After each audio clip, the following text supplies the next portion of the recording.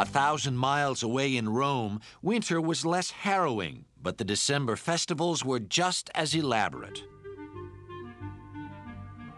1 week before the winter solstice, Romans began celebrating Saturnalia, a month-long orgy of food and drink. Named for the god Saturn, which meant plenty, Rome's established order was turned on its head during this wild, delirious time. The Saturnalia celebrations were certainly times of revelry, of turning the social order upside down, of having the master pretend to be the slave and the slave pretend to be the master. Sort of a time out of time in which one could celebrate a kind of disorder in the universe. One of the holiday's important feasts was Juvenalia, which celebrated the children of Rome. Although these early festivals are not necessarily about children particularly, though they are about fertility, children did have their particular place. The indulgence of children, of course, is very much a part of our modern Christmas, but it did have its place even in these ribald, drunken festivals that the Romans had. Among the upper classes in Rome, solstice celebrations were significantly more sober.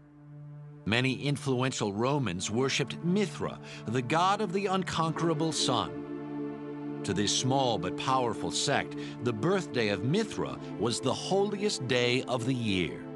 December 25th was the winter solstice in that part of the world, and it was also understood to be the birthday of the sun god, Mithra. And Mithra was said to be born from a rock. Shepherds came to worship him as he was an infant god born out in that pastoral place in the fields. And many of those stories, of course, have come into Christian tradition. While Romans were worshiping the sun god, a new religion was taking hold throughout the empire.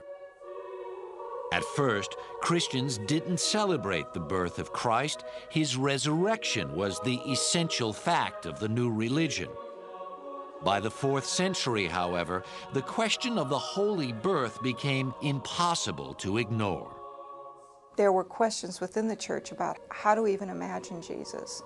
Some people believed that Jesus was purely a spiritual emanation of God, and others believed that Jesus must have actually appeared on earth. And so the decision to celebrate Jesus' birth meant that Jesus was actually a human or a human form.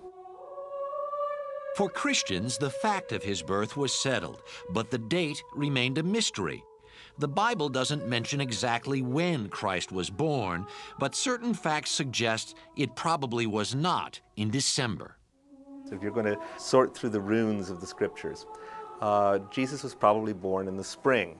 If the shepherds are out in the fields watching their flock by night, we're not talking about one of the cold spells at the heart of winter.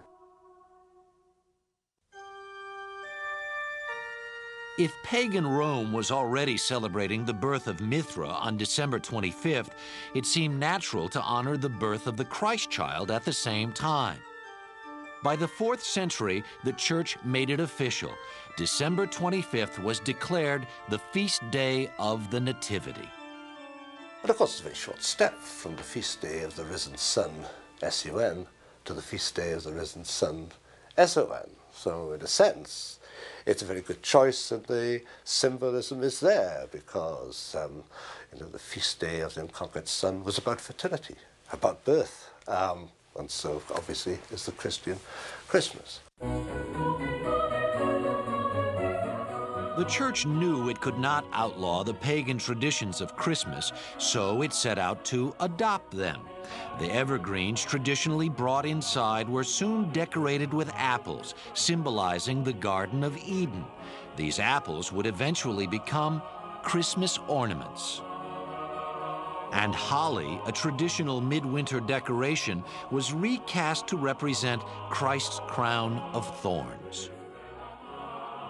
People already had their own agenda for this season, and that agenda was not one that was really radically changed when the names got changed from non-Christian to Christian names. The church pretty much had a policy of live and let live. If people would call themselves Christians and do lip service to the birth of the Savior, then let them do anything that they wanted to do with it. But on the other hand, by assigning the nativity to that time of year, the church really gave up the opportunity to control the way that celebration took place.